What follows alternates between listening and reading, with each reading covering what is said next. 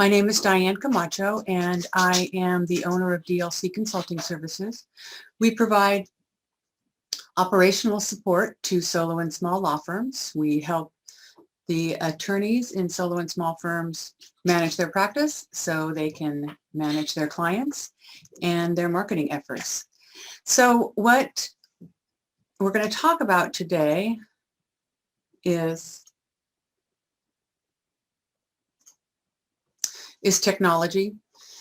And we're going to go through the risks and some of the rules and guidelines that attorneys have to adhere to when they are working with or have control over client data.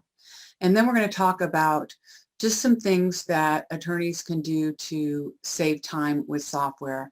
I'm also going to do a few demos of some different software and some different things you can use in Outlook and Word to kind of speed things up that you may not know about. You may know about it, you may not know about it, just to try and give you some tools to take with you. The handouts are all the rules and regulations that we're going to kind of touch on. I'm not going to delve into real deeply into those rules and regulations, but I am going to touch on them and kind of give you an overview, and then you have the handouts that are the full text. Also in the handouts is a list of software that I've just compiled over the years, and it really is what the software does and then different software that does that thing. So in essence, you have, for example, you have OCRing, and you might have Adobe and two other different programs that OCR for you. You might have practice management, and you have Clio in my case, and Practice Panther, those things under practice management. So it's just a tool for you to kind of use if you're looking for a certain task or feature to start you in your search. That's the goal of that. And we're going to talk about how I go about helping clients choose software, and then we're going to have a period of time for questions.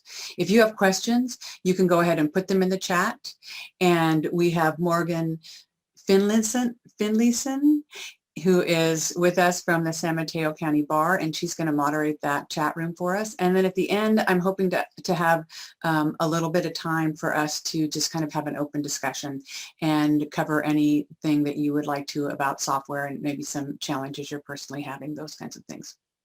So that's what we're going to do today, and I hope that it is of value and that you get at least a couple of tidbits out of it that are useful.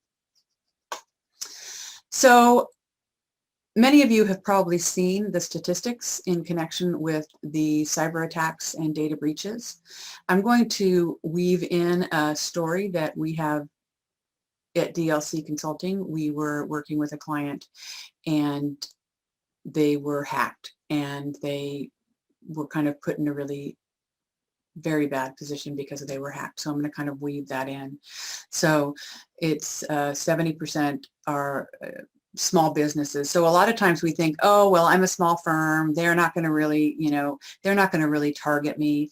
They don't really target anybody. They kind of spray. I kind of imagine them just spraying the internet with little viruses or little ways to kind of get in and under security, or maybe have somebody, click a link. So they might send out 500,000 emails, and 2 people click the link and corrupt their systems, and then they can hold those businesses hostage. And we've had clients held hostage and, $200,000. The cyber attack people were asking for $200,000 in order for them to get their data back. That was a different client. So we've had a lot of experience.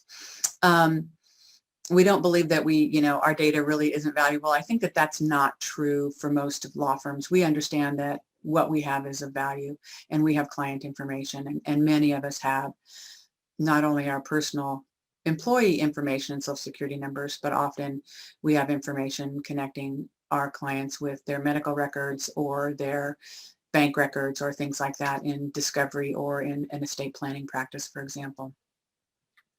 One of the things that is hard for small firms is having the resources to protect our software.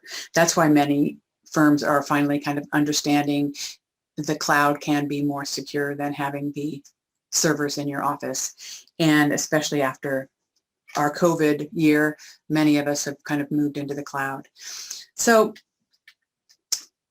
it's a problem. It's a problem for all of us. It doesn't matter if you're a 2-attorney firm or a 500-attorney firm, you can get hacked. And we have seen our clients in 3 different instances over the last couple of years hacked. And we work with primarily small law firms. So we all have an ethical responsibility to use reasonable efforts when communicating client information using the internet, meaning that when we're transferring information between one location and another location, when we're emailing it, when we're using our practice management software as a portal, those kinds of things, we're responsible for that, as well as when it's stationary. So one of the things that's important is to really use the software you have. Anybody that's using Office 365 right now, there is an encryption tool for email that is part of the program. So if you turn that on, then you're encrypting your email in transit, which is obviously a good thing to do, especially when you're, again, transferring information that is sensitive. There are other programs that you can use to secure your emails, but this is another one of those kind of, don't forget, when we're transferring information over email or Box or any of those kinds of things, we need to make sure that that's secure as well. So there are just basic good practices that we should be using when we are dealing with our technology. We know that the Model Rule 1.1, Comment 8 is that you are to maintain the requisite knowledge and skill, and a lawyer should be kept abreast of changes in the law and its practices, including the benefits and risks associated with relevant technology. And that means that you need to be kind of up to date with what's going on. You need to understand where your documents and information are being handled, where they're being held, and where they're being stored and transferred. And one of the things that our clients found out was we asked them, where are your documents? It's one of those things that we ask a lot for our clients. Where are your documents? Well, they're in the cloud. Well, where in the cloud? What does that mean to you? Well, we have somebody and they're taking care of it. We have an IT provider that, is taking care of it. So in one instance, we had a client whose IT provider was taking care of their cloud, and they were basically a company that had been in business for a very long time, nearly 20 years, and they were operating out of Fremont, and they had a data center, and they had all of their client servers in that data center. Well, what happened was that data center got hacked. So it wasn't individually my client doing anything. It was somehow somebody got into the data center. So what the IT provider had to do is basically unplug the servers from the wall. That's really the fastest and easiest way to stop a virus or stop somebody from getting your documents, is to unplug. And they did that. And over the weekend tried to figure out what's going on, couldn't figure it out. Monday morning, we had a drive in the office, an external drive with all of their documents and accounting information on that hard drive. And we had to figure out what we were going to do with it. So understand who's got your documents, what it means to be in the cloud, because we know that the cloud doesn't mean anything other than the fact that there's a server somewhere holding your information, whether it's in the Google Cloud, or Clio's got it managing it, or anybody else. There is a server somewhere where your documents are. And it's very important for you to understand where those servers are. Now, if you're using somebody like Microsoft or Google, they aren't going to tell you exactly where their servers are, because they don't want people to know where their data centers are. But they'll say it's in the Western United States and it's backed up in the Eastern United States. Something like that. You'll get a general idea, and you know that they're using proper security. If you have an IT provider that is they call it a lot of times co-location. So you might have your information at a data center, and then you might be VPNing into there. So you have an icon on your desktop, and you click on that icon and you go to your data. That's a VPN basically, and it's what is called a co-location. So those documents and that computer program is somewhere.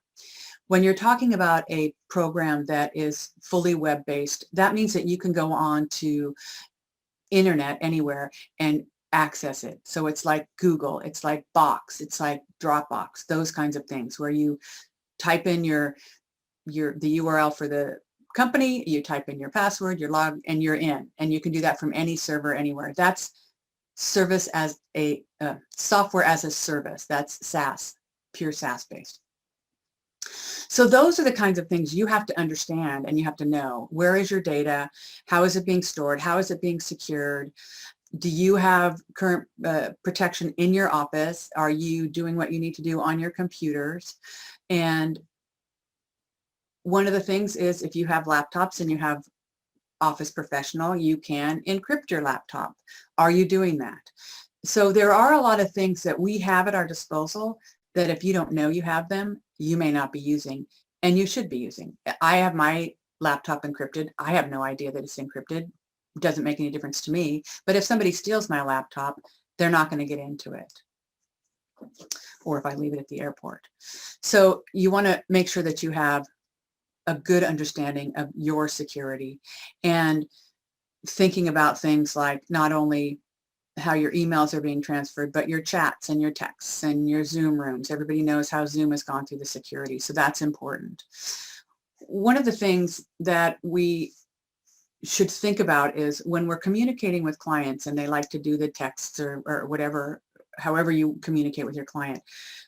Remember old school, that would have been in a letter, and you would have had that letter in your files. If you're communicating with your client in text, there's no real backup. There's no real way to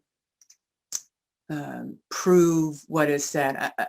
You can kind of copy the text and all of these kinds of things, but you want to make sure that you're in some way memorializing those texts and having it become part of your file, especially if you're negotiating, especially if you're getting instructions from them. Having the text on your phone is not good enough.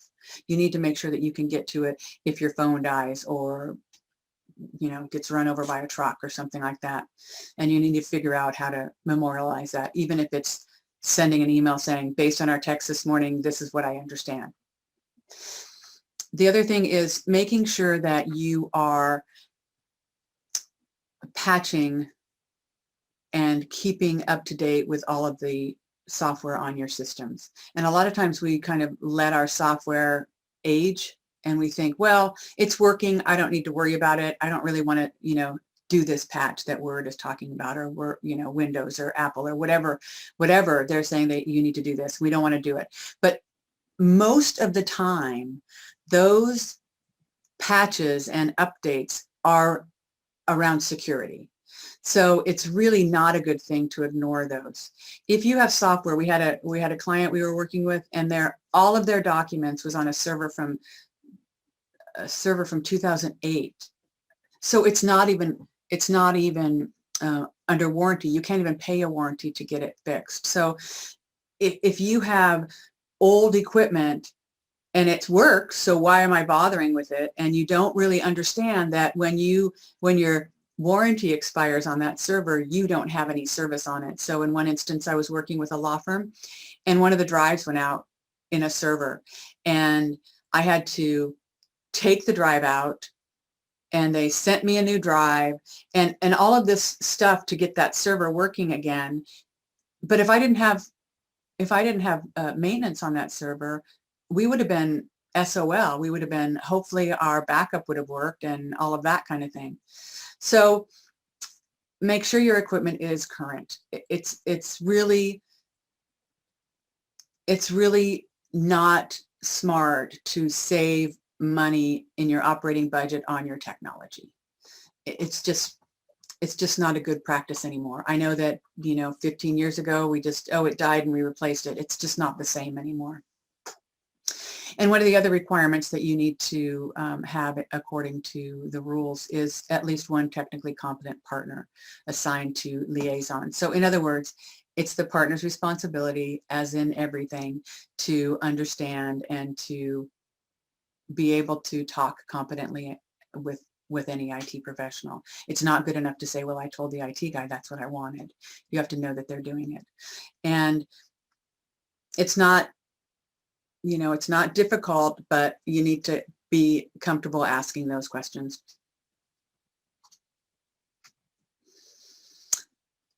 Testing and training and testing your employees and your staff and your attorneys and everybody is obviously important. We all know that oftentimes it's the user who has clicked on a link or who has opened a website and done a search and, you know, downloaded something to your system. So make sure that everybody understands that you never open up a link unless you know who the link is coming from and you have tested it. I mean, I've gotten videos from people, I think probably all of us did recently in Facebook, that said, oh, I think you'll like this song or something. And it's like on my, you know, I don't know if it was Facebook or whatever. And if I would have clicked that, then goodness knows what would have happened on my phone or computer or wherever I was. Obviously, I didn't click it because I'm like, that seems weird. I've never gotten an email from this person forwarding me songs before. It was just strange. So if everybody in your firm understands that if it's something even remotely strange, the answer is no. The answer is send it to your IT folks and ask if they think it's valid. Email the person in a different string. Don't respond to that email and say, is this you? Because it's somebody at the other end that's going to say yes. Create a new email and ask the person if they have sent you this.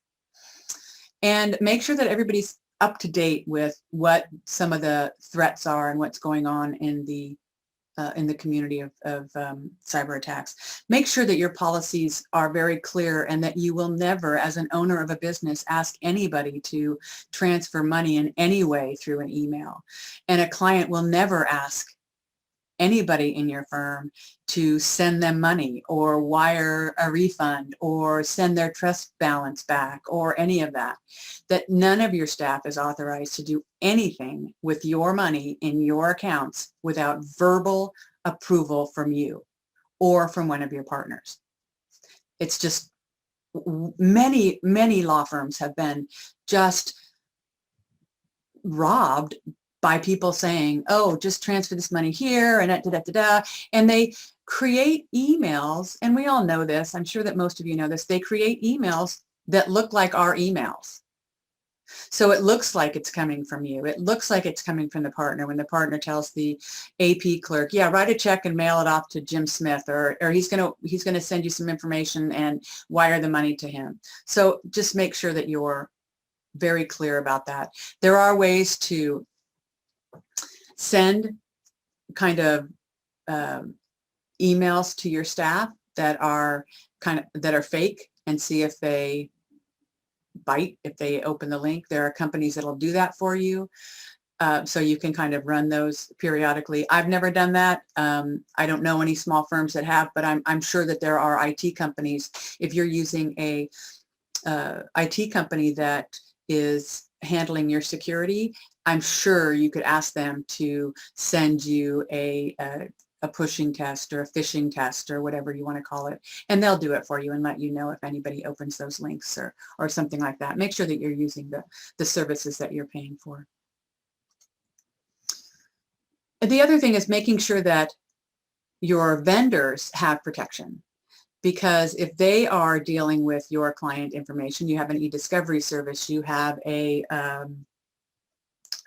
fax and file service, you have some service that's got exhibits or something that has your client's data on it, you need to make sure that you are also aware of what their security is and ask them where they put their stuff and ask them how they handle it. It's not unreasonable, and it's important, and it's something that you're going to be responsible for as the partner in charge. Retention policies. So retention policies, we have been dealing with retention policies forever. It used to be the storage facility, and it still is in a lot of instances, that we've been paying for monthly, and they've got boxes back from the beginning of time. And they've got boxes for clients, for partners that aren't even alive anymore, and their clients aren't alive either. That is one issue. That's an expense, and it's a liability in a certain way.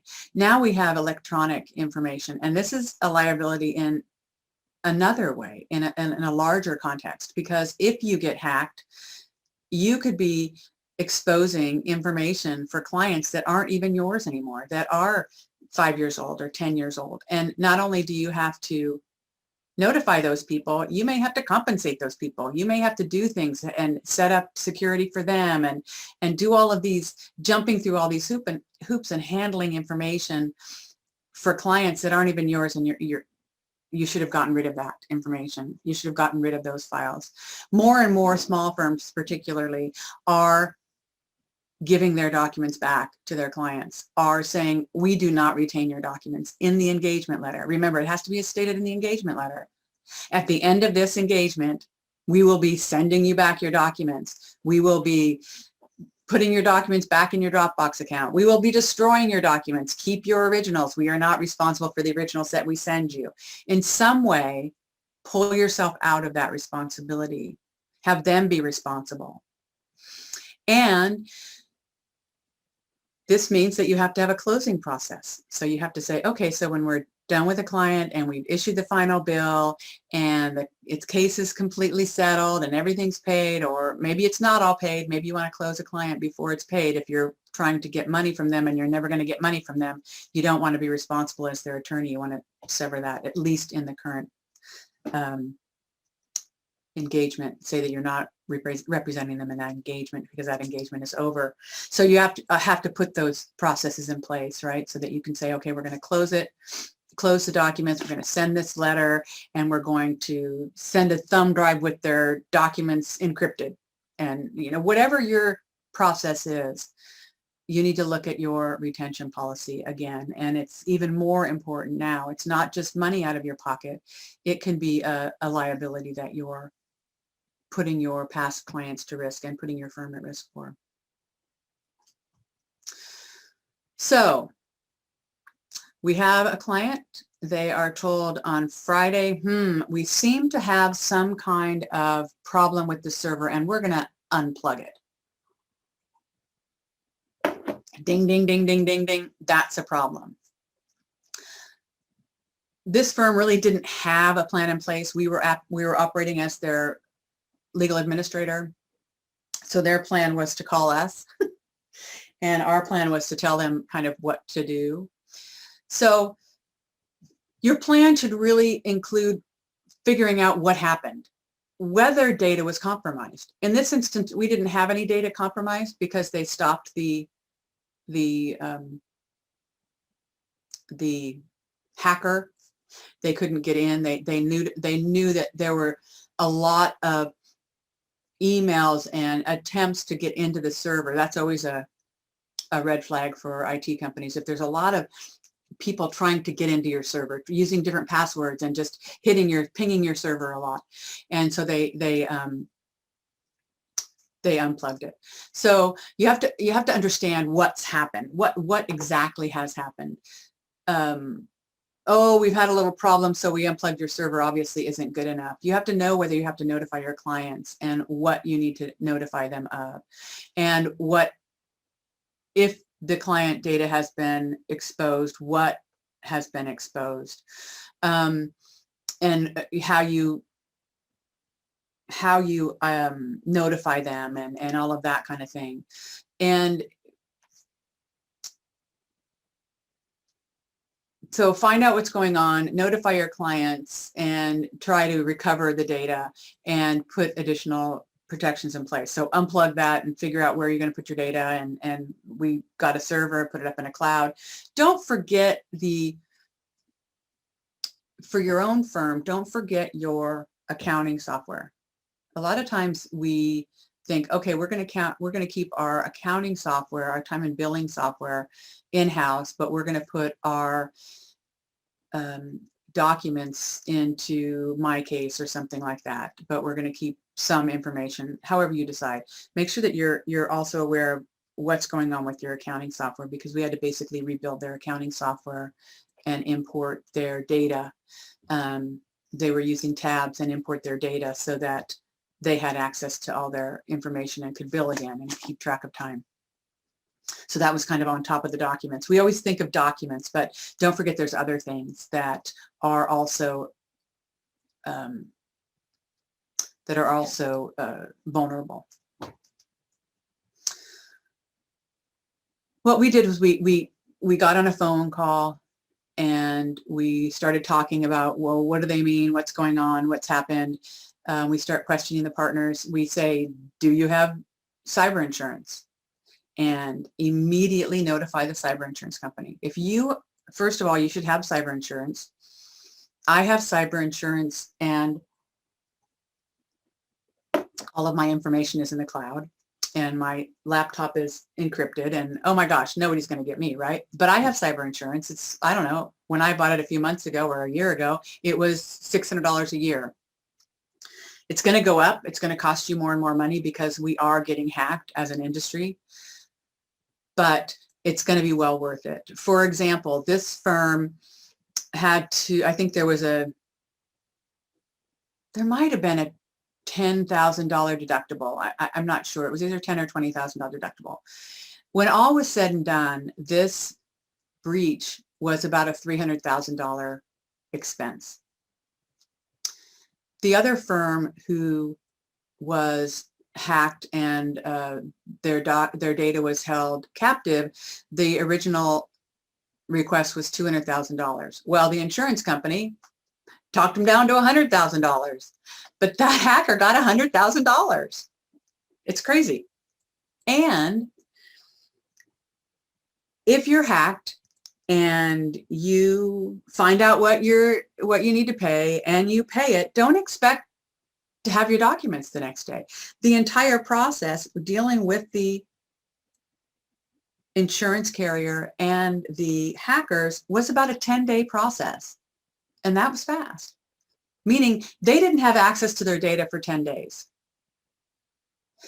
Now, this is when you say, where does my backup come in? Understand your backup. Understand how you get to your backup. Can you, number one, your backup should be in the cloud. There are huge benefits to having your backup in the cloud. Better security because they're in a secure database. Easier access. You normally can in some way go online and get your documents. It doesn't have to be downloaded to a computer, but you need to check that. Old school, I used to take a tape home. I used to take it out of the computer every night and take the tape home because I was in Concord and they were in San Francisco, and that was our backup plan. But if we need to recover everything, it took an entire server to be built in order to recover that data, unless I wanted to pull documents off one by one. What you want to ask the folks that are helping you with your backup is, how do I access my documents and how long is it going to take? And how current are my documents? That's just, you just want to know. If I get hacked today and they want $100,000, can I tell them to bug somebody else and use my backup documents? You know, what is your backup and how easily is it accessible? So be aware of the importance of that. So their backup wasn't viable. The firm that we were talking to over the weekend, for whatever reason, it wasn't what they thought it was. And we had to deal with this drive and recreating everything on this drive. And what we did was we took this drive and loaded everything up on Dropbox so that they had access to their documents. And mind you, this was a lot faster than that firm that got hacked and had to pay $100,000. And then we had to recreate their Outlook accounts, and we had to create Office 365 accounts over the weekend so that they could have email, so that they could tell their clients if they had a problem. All of these things was happening over the weekend. And this was happening before we even knew what was going on. our role as, as their consultant was to get them operating again. And the cyber insurance role was to tell us what we needed to do in order to make sure that we were covered and that we were meeting all of our obligations under the California Civil Code. So understand where your documents are. Understand where your backup is. Make sure you can get your backup anywhere and try it. We all say, oh yeah, I have a backup, but 90% of us never try to get to our backup. Try and get to your backup. If you are, and contact a cyber insurance carrier. If you don't have one, if you don't have a policy now, get one. You can get it through the people that do your liability insurance or your general liability or your professional liability. Those companies will be able to do a cyber insurance policy for you. So if you get hacked and if the information is exposed, then you need to understand what your responsibilities are to inform business that owns license. Civil Code section, a business that owns, licenses, or maintains personal information about a California resident shall implement and maintain reasonable security procedures and practices appropriate to the nature of the information to protect the personal information from unauthorized access, destruction, use, modification, or disclosure. Now this is California, so other states may have different rules, but I'm sure that it's very, very similar. And then we have the Department of Consumer Affairs, what you need to do if you are breached, and the practices on notifying notice. And then there's also something that I gave out to you from the Federal Trade Commission that is a guide for businesses if your data is breached. Again, if you have cyber insurance, this is all going to be handled through the cyber insurance company. If you don't, you're going to be responsible for figuring all of this out and making sure that you are adhering to these regulations and that you are notifying people. And that is going to be a huge expense. And it could put you out of business, I'm sure, in some instances. So I'm not going to sit here and say, okay, if it's over this, you have to, mail out this. And this changes all the time. If this happens and you don't have cyber insurance, these are the places you need to go in order to understand what your responsibilities are. You should notify the local law enforcement. You should notify the FBI if it's part of their jurisdiction, and I would contact them anyway and find out. I wouldn't kind of try and figure out if it was. There's a place to report the attack so that the government can kind of stay on top of this. They don't do anything for you. They don't help you in any way, but they are, I guess, keeping a list. And then remember the California Civil Code for notification. So if you have something happen like this, you need to get together with your insurance carrier, somebody that knows and understands your system, how and where your documents are, how information is stored, how to get your backups. And you also have to have somebody on that team that's going to deal with this issue that can make decisions for the firm.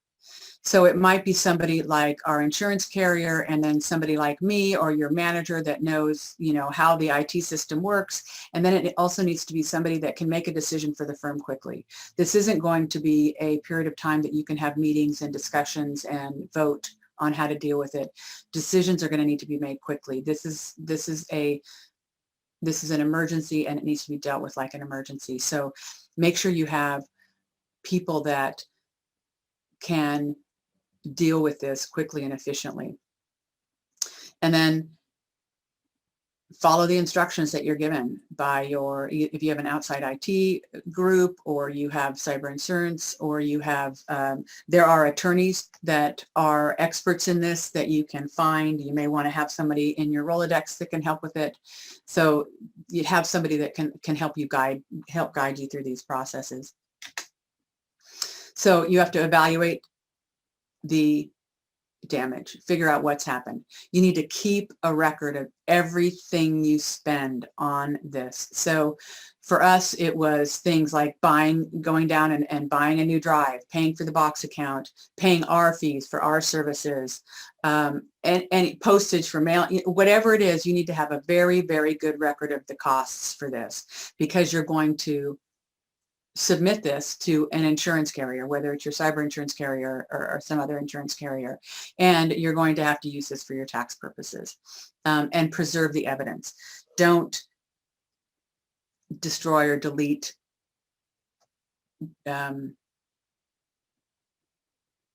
demands or anything. You want to keep everything. This is a record, and you want to make sure that you keep all of the information about it. So we had a spreadsheet. We kept all the information in that spreadsheet. We were able to type up a bill. We typed up the amount of hours they did not have access to their information, their billable rates, their average billing, all of that thing we calculated in, and we gave it to the insurance company so that they could be reimbursed for the damages of that. So again, well, I didn't say it yet, but the other thing that you need to keep in your records is how much time you're without your information, and what your loss really is. It can't just be, well, we bill it $350 an hour, and it was 8 hours, and that's not realistic. It's really what the insurance company wants to know, what you really lost, not what you could have lost if you billed all day that day. So just be aware of that. You're going to maybe have to do some calculations or give them some numbers about the amount of time you're without access to information. We have a question. Yes. So the question is, if your email was hacked and no data has been breached, do you still need to notify your clients? If their data hasn't been breached, my understanding is you do not. Okay, thank you.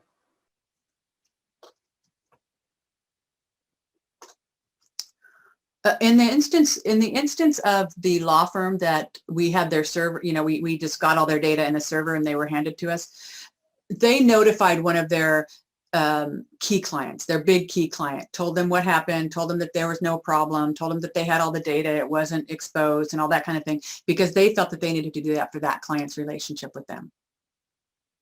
The smaller clients that the mass majority of their clients, they did not notify because no data had been lost. So there's things that we can do. We all know firewalls are very important. If you have we're all working from home.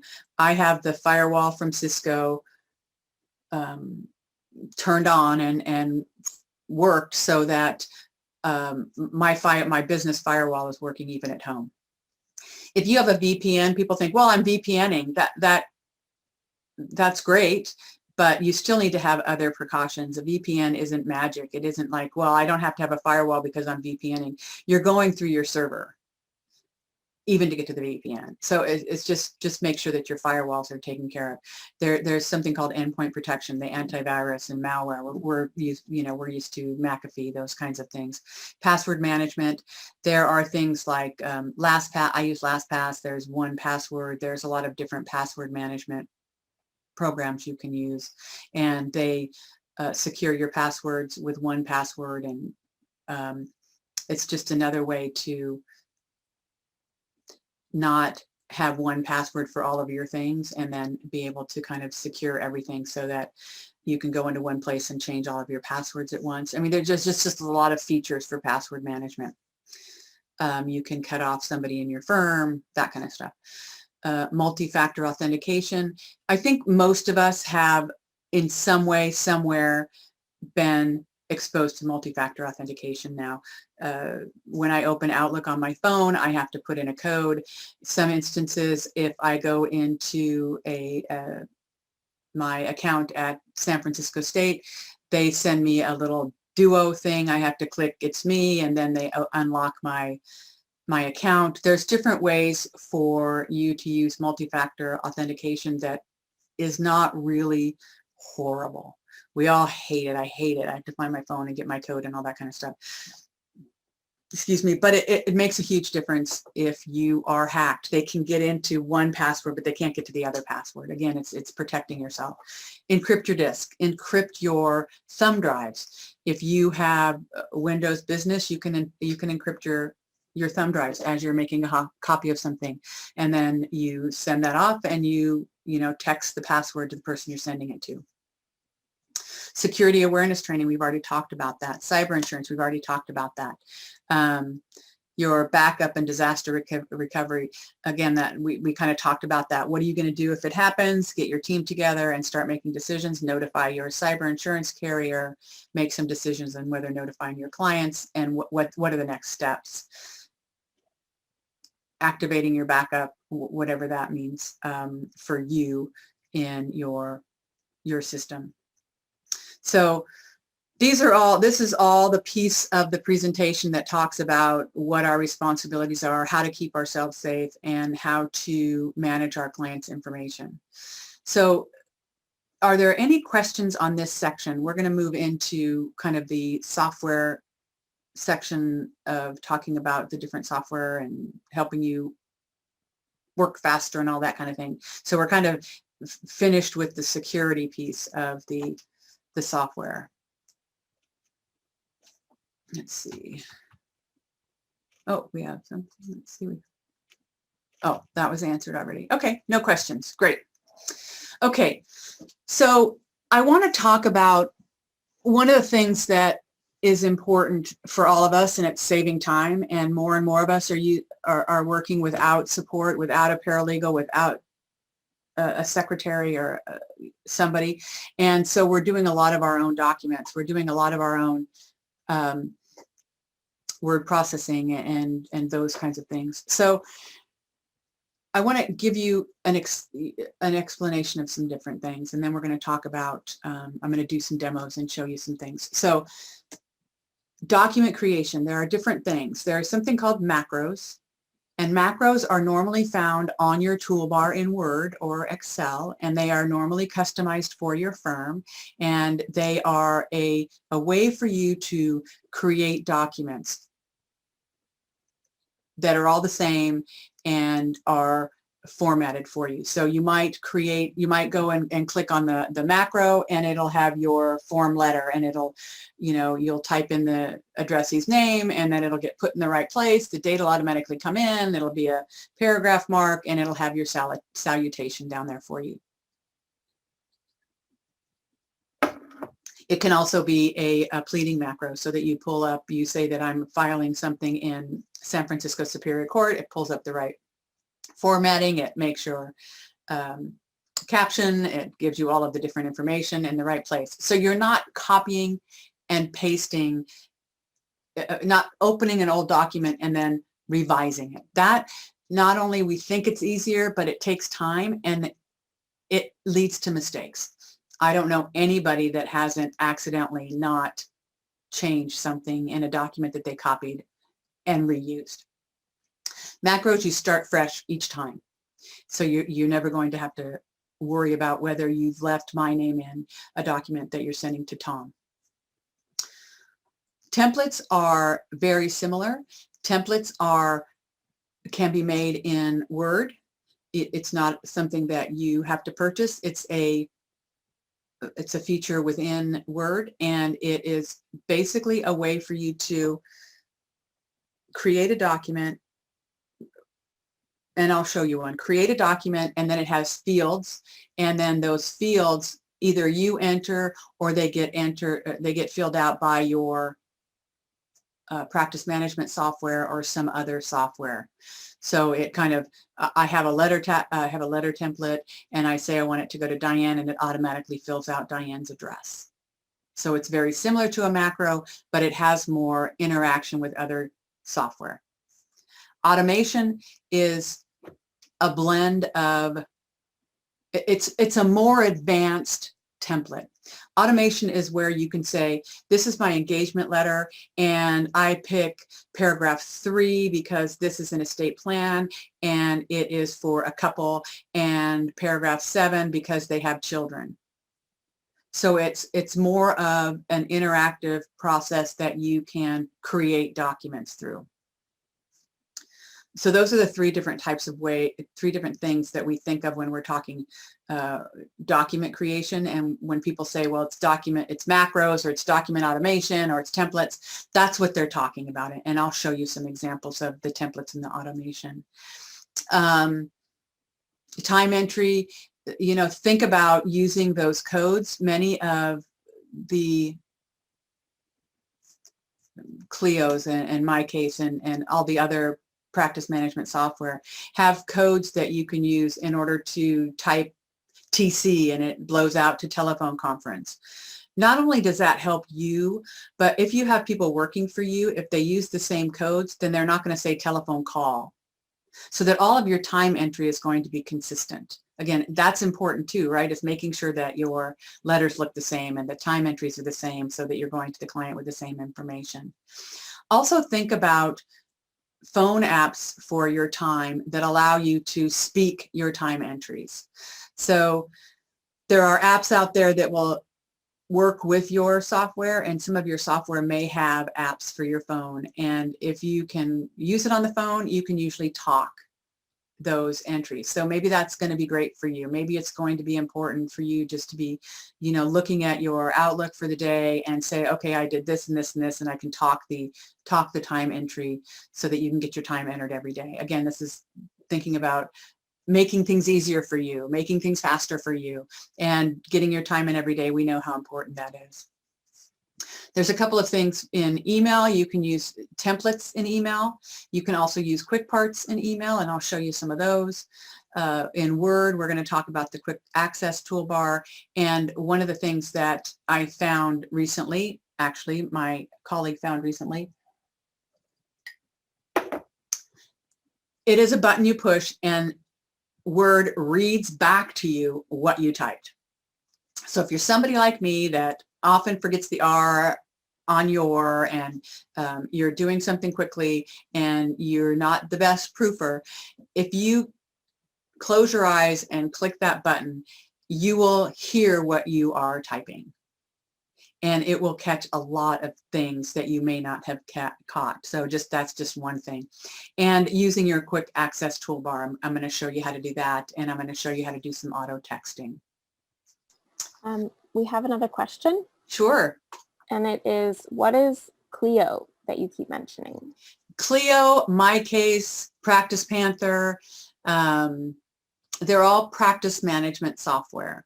So those are software programs that allow small firms to have similar programs to the mega firms. So what they are is a program that you put your time in, you do your bills in, you put all your client information, your contacts, you can put client notes in it, you can print reports from it, you can, sometimes you can time your tasks in it. It's kind of like an all-in-one area for you to have information about each matter all in one place. Hopefully that makes sense. Yes, thank you. Okay. So we're going to do, I'm going to stop sharing, and then I have to reshare some things. So I'm going to stop sharing, and I'm going to share screen 3, share, and I'm going to click this. And when I talk about software, I'm not recommending that software in a sense. My goal for you is for you to see what's possible. So I'm going to show you a short video of a program called Lawya. I'm not saying this is the end all and be all. I want you to understand what document automation is, what it looks like, and what you might be thinking about when people are saying, well, it's $50 a month, and you're like, oh, I can't afford another $50 a month. Really understanding what that $50 gets you. I want you to see what some of the things are possible. And I just don't want you to think that I'm like pushing LawYaw here. It just happens to be a video that is I think is very good for explaining what document automation does. So this is LawYaw does document automation. How do you create new documents today? Do you open an old document from a previous client, do a file save as, and then do your best to replace all of the old client information with the new client details through a combination of... Can you hear this? I'd like to know if you can hear this. I can hear this, and Lydia Crandall just raised her hand. So Lydia, I'm going to allow you to talk for a second since you just raised your hand, and you can unmute yourself to let us know what's going on. Sorry, I was just raising my hand to say yes, I can hear. Oh, okay. Okay, perfect. great. Excellent. We're all on the same page. Thank you very much. Okay, here you go. Copy and paste and search and replace. Now you hope everything is accurate and complete, but that laborious and manual process means that tiny errors will creep in. LawYaw is a cloud-based document and process automation tool, and their intelligent document automation product turns your existing Word documents into customizable, form-fillable templates, so you can set up streamlined processes for common legal projects. LawYaw works with Microsoft Office on Mac and Windows computers to create templates and saves them to the cloud. To generate a new document for a client, you select a template, click Actions, and choose Draft New Document. LawYaw presents a dialog box to type in a document title and pick a matter from a pull-down list. The selected template fills the main browser window as a fillable form, and the intelligent document automation tool fills in the form with client and matter information, either from your practice management software or from previously created documents for the same matter. Users can choose to add sections and clauses from radio buttons, and you can edit sections to meet specific client requirements. The best part is you don't have to reinvent the wheel here or worry about careless errors. You can also attach contacts so the same person can have multiple roles. And once the form is complete, generate the draft and review the highlighted changes. LawYaw is tightly integrated with Microsoft Word. After users install the LawYaw add-in for Microsoft Word, the LawYaw template builder appears in the ribbon with a handy button to display styles. Open a client document, click the template builder, and the screen expands to offer data fields for clients and matters to merge into a document. It offers more than mail merge. You can save alternative clauses and set conditions for when different sections should be added. You can easily insert standard or custom fields from Clio that are saved to a matter. You can later gather information from a client via an intake form and have it populate into your documents. The template builder preserves all styles, headers, and formatting from Microsoft Word. LawYaw also offers a fast and easy way to fill out California court forms. The product includes more than 5,000 forms prescribed and approved by the Judicial Council of California for California courts, local county forms, and federal immigration forms. The form software contains a built-in e-signature feature to sign documents and collect signatures from your clients or other third parties. For more information about LawYaw, you can visit lawyaw.com.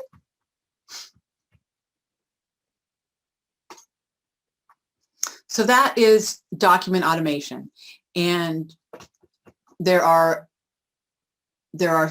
more than one program that does that.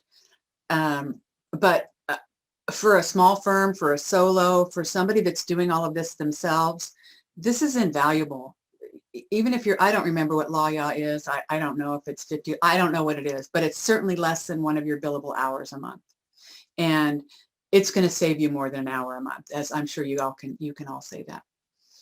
I wanted to also show you, let's see, where am I?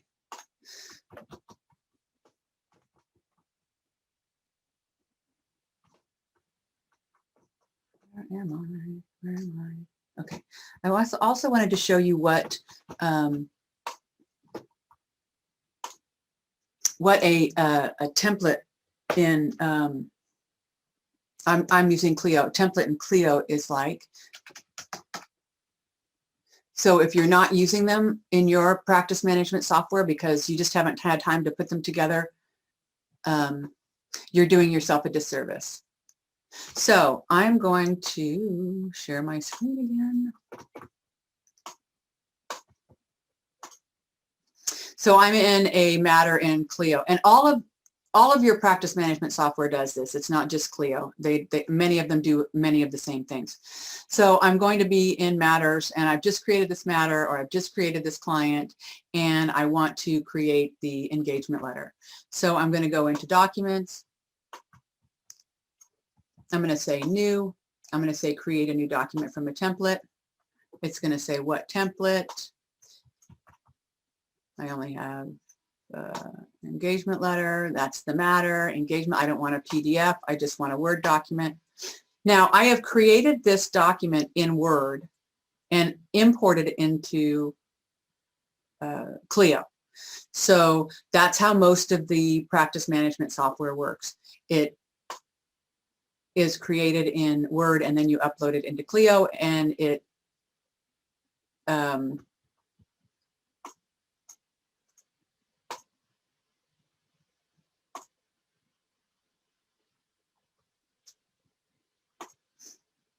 okay, so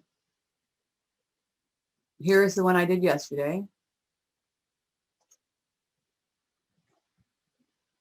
Oh, it's not going to come out. Okay, so it's going to make a liar out of me.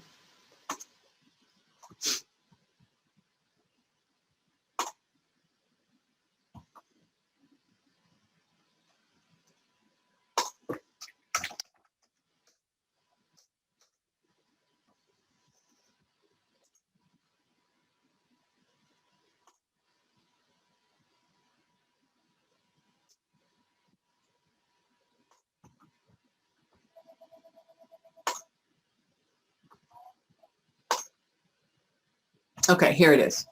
Did it come through? No, that's yesterday too. Well, it's going to make a liar out of me. However, I probably clicked the wrong button on, on national TV, as they say. What happens is my agreement is open, and then the information that I entered in my contact information for this particular matter is automatically going to be filled into my engagement agreement. So it's a feature many of you probably already have. You don't have to pay more for it if you have a practice management system.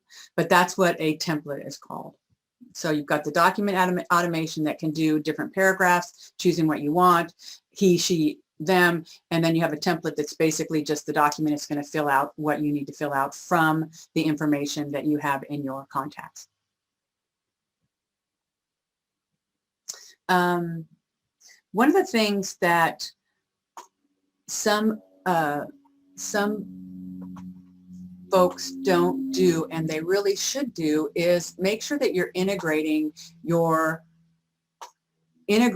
software with integrating software together. So for instance, if you're using a LawPay, which is what I use, and again, there's other software that does this, it just happens to be what I use, LawPay, and have it integrate with my Clio account, so that when somebody pays in LawPay, if I create a bill and I send it out with a payment link on it, and my client pays, clicks on that link and pays through LawPay, that payment is automatically going to be applied in Clio. So you aren't going to have to go to LawPay and say, okay, I got paid for this one, and then go into Clio and apply the payment. If you have QuickBooks and you are not connecting your banks and your credit card to QuickBooks, you're doing yourself a disservice. Re-entering information not only causes errors, but it's a lot of time.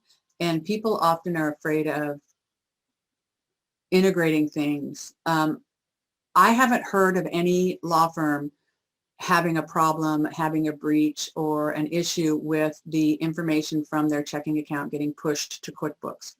It's basically just data. It's not a way for anybody to get access to your account, and it's through QuickBooks. And I'm sure that Xero has the same features. So again, if you have software, look at the software that integrates with it and try and use it. So if you have my case, go into integrations and look through the integrations and see if there's something there that will integrate like Laya does for Clio. And then think about getting that and ask them to set it up. If you use these third-party vendors, so you use a Laya or you use somebody like that, they will create some templates for you. They will do these things for you, so you're not necessarily having to do it. And then if they, they say, well, we're going to give you 5, but you're going to pay for the other ones, pay for them. If it's, $50 an hour, $100 an hour, or $100 a form, or, just think of, maybe you do 1 a month if you can't afford them all at once. You say, well, can I do 2 this month and 1 next, whatever, have them created. The amount of time and effort you can save is enormous. Okay, so let's just talk a little bit about Word. This up here, I hope you guys can all see my screen. This up here is your quick access toolbar. So basically, it's the things that I use a lot that come from all of this and all of these individual tabs. So up here I have save all, I have, go back, open, save, print, new document. I don't even know what this is. Thesis. My spell check is up here. My bullets are up here, and crossout is up here. The way that you use this is you pull this drop-down menu here, and then you can either check what you want here, or if you go more commands, it has everything that is on your toolbar and under each of these different headings. I usually go all commands, and then this is every, hopefully it'll happen, every command that you can think of that you use. Go to header, go to a footnote, anything you want. If I insert columns to the right, if I add that, I say okay, and now it's up here. And if I'm in a table, I can insert columns to the right. If I'm typing, and I'm typing, and I'm typing, and I hit this, oops, and then it gives me my bullet points. So this is I know that happens to be here as well. So that might not be good for you, but if you're doing stuff a lot, remember 1 click is better than 2 or 3 or 4. I'm a real give me as few clicks as possible person. So this is your quick access toolbar. The other thing that you can use in email and in Word is something called quick parts. And quick parts are paragraphs or information that you would use over and over. So maybe it's the, I use it more in email, quite frankly, but it could be the opening paragraph for your declaration that you always have to have. There's that standard paragraph. I don't know what it is. This is,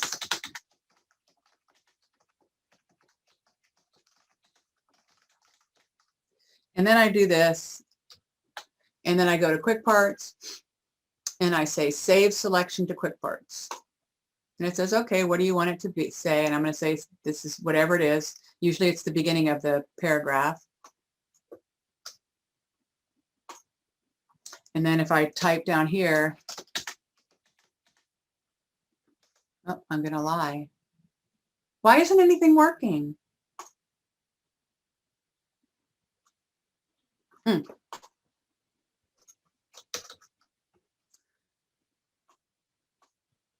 I come up here to quick parts, and I click it, and it brings me what I want. Let me take off these.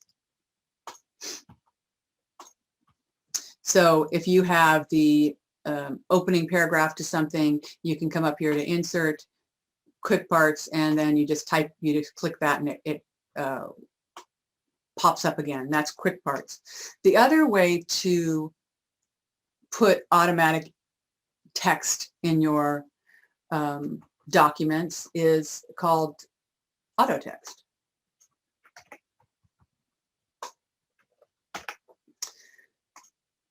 So you have a paragraph, again, that you use over and over again, or whatever you want it, you know, I'm sure you can think of uses for this. You create, you type it, you highlight it, you hit Alt F3, and then you create a quick part or building block or whatever they want to call it today, and you hit OK. And then when you come down here,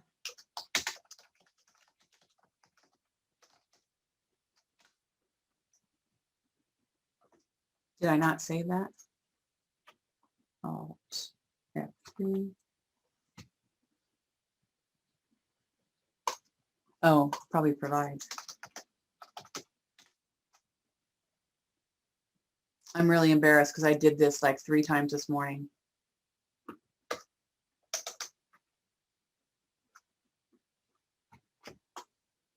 And it's being videotaped. Don't you love that? Alt F3.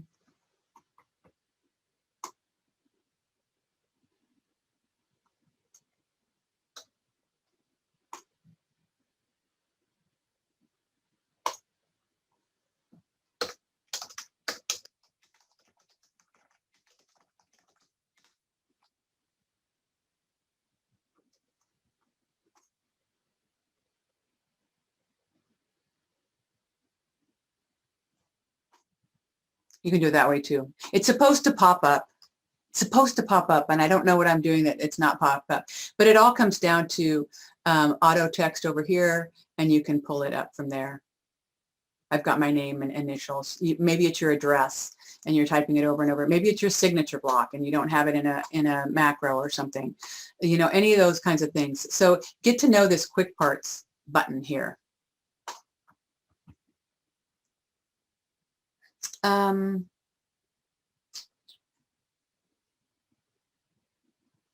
Those are the things that I wanted to kind of show you that sometimes people don't know about. Oh, the other thing I was going to show you is a lot of times styles, this style box is kind of a, you don't really know what it is or any of that kind of thing. But if you learn how to use this, it's really helpful. For me, I have a title, and this is, so whenever I'm doing a title, that's kind of my format. That's what I like. And then it brings me back over here, and then I just type what is more text. So this is what they call styles. If you open this piece, you'll see over here that there's a bunch of styles already there for you, and you can use them. You can also create a new style. And the way that you're going to do this is you're going to right click, and you're going to modify this style. And then you're going to do whatever you want with it. So let's do the title. So I don't, I called it title, and maybe I want it to be, 20 points, and I don't want it underlined. I want it, I don't want it centered. If I look down here, it says only in this document or new documents based on this template, which is everything's based on normal. And then I hit OK. And now when I go back over here and I click title, this is what I have. So I'm doing this really quickly. If you go to Google and you say, how do I change a style? You're going to get a video that's going to walk you through all pieces of it. For me, I have a certain font that I like. I like Philosopher, and don't ask me why, I just do. So I went into my normal and I modified it, and I put my font that I liked in it. Maybe you like Times New Roman, or Chahoma, or whatever you personally like. And then you say OK, and you want everything to be the same, and you said OK. And now that's when you open a new document, that's going to be what is used.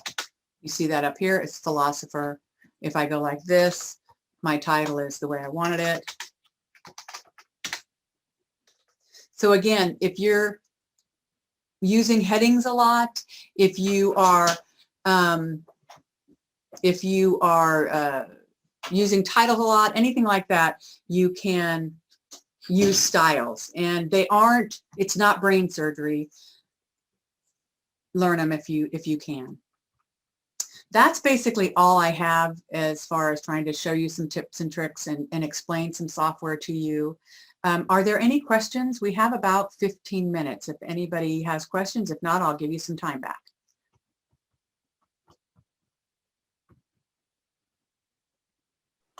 And if you have questions and you'd prefer to speak them into existence instead of typing them in the chat, you can feel free to raise your hand and we can allow you the ability to unmute yourself.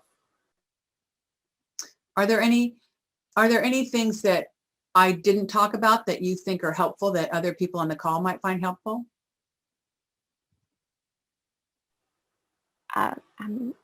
We have a comment saying, thank you, this was very helpful. So I'm not so sure yet if there's anything else missing. Okay, what is the best tutorial on Word?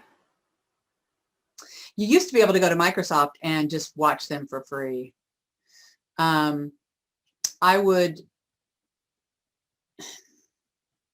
don't know, I would go to Google and I would say beginners Word, and then watch beginners and then watch advanced or media, things like that.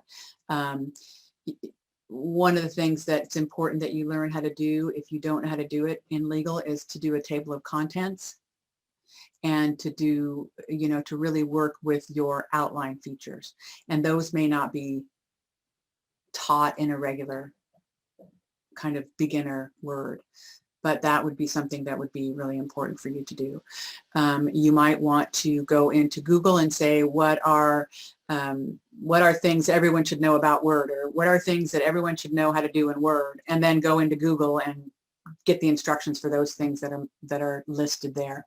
It's really hard for me because I've been using Word for so long to know what other people don't know and what to kind of show as a helpful tip.